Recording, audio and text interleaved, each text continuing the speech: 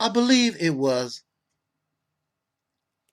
2009, 2010. I don't remember exactly what year this was, but there was a young lady and she had a uh, odd sounding name, but it started with a T. And she became a subscriber and she began to view me as a father figure. And she lived in New Jersey. And one day she said that she was doing some traveling and she was coming through my area and she wanted to stop in St. Louis and meet me in person. And she was wondering, was that all right? And I said, of course, just let me know when you would be arriving. So she came to St. Louis and she was staying at one of the fancy hotels. And we went and broke bread. We went out and had lunch, dinner. I forgot exactly what it was. And we had a real nice time.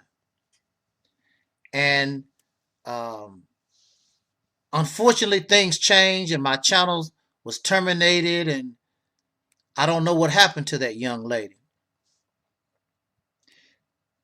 In the history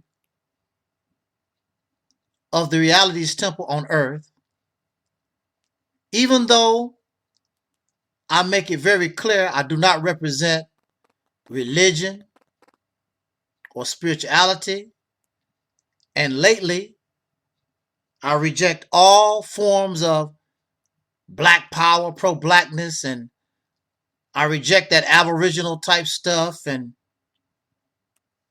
Pan-African scholarship. But throughout my history, it doesn't make any difference. There are those who view me as a prophet.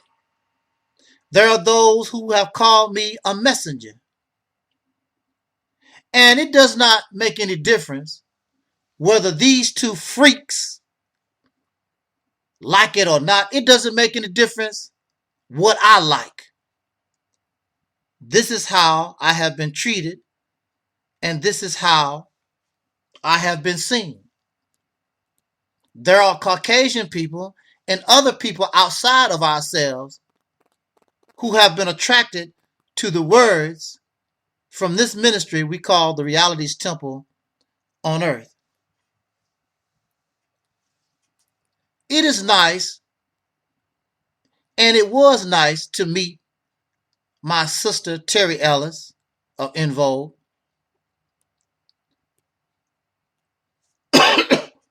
I have met different celebrities because of my affiliation and activity with the Honorable Minister Louis Farrakhan. I've seen some things, but being around Terry Ellis or taking a picture with Minister Farrakhan or Umar Johnson or whomever, they don't give me value. If I take a picture or shake a celebrity's hand, that's nice. They do not give me value. They don't give me importance. They're nothing but human beings. They sleep, eat, and shit just like I do, and they will die. You would treat me as an equal, like a human being, or you can get the hell out my face. These two pieces of trash, and I primarily want to talk about the faceless trash. There's a reason why this person is faceless is because They don't want to show who and exactly what they are. And they sound like a big ass nerd, some type of freak of nature. The troll describes itself, I'm 6 foot tall. I'm 5'9". You know, I lift weights. Chances are this is a big freak of nature, a big homely looking Negro that don't have no kind of skills to do nothing. Always talking about somebody. But if you notice, he don't talk about women that much. Why don't you talk about women? But he's always trying to laugh about somebody got a little ding-a-ling and where your women at? What you doing with your ding-a-ling? He don't have a woman. He don't sound like he have any children either. YouTube, it's a lonely life. But he's jealous and she's jealous of me because they don't understand. I'm not talking Islam. I'm not talking Hebrew Israelite. I'm not talking Pan-African. I'm not talking Aboriginal. I'm not talking Christianity. How in the hell can I get all these people that look up to me and listen to me and I don't represent none of this type of stuff? Here they are. Aleeyah Porkchop Muhammad represent Nation of Islam theology. And here's this hardcore, some type of Native American, Aboriginal, I don't know what he's supposed to be. They can't do what I do. And there's more people more inclined to listen to Nation of Islam teachings. There's more people that's inclined to listen. You have nothing to offer. So there are those, because you are not original, because your thinking process is old, there's nothing new about you. There are those who want to listen and be presented something that is unorthodox, something that is new. Is the concept of soul power new? No. But the building of soul power, taking it outside of just music and entertainment, but taking it to a higher level of culture, of nationhood, and a mindset, taking the people outside of out of this sick poison of race, because both of these snakes represent poison. They represent race. Black Muslim, I'm better, melanin. And on the other side, I'm Aboriginal, but it's race. I'm race. It's about my race. They are caught up in the sick trap of racism that the enemies of humanity have put down.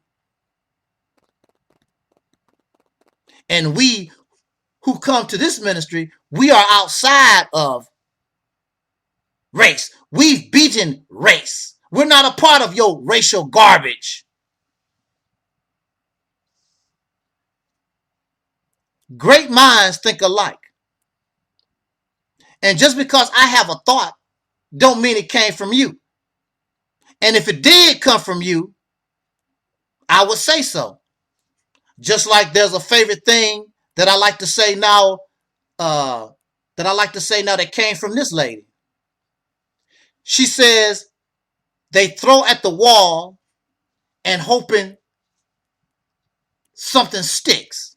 I like that phrase. And she also says,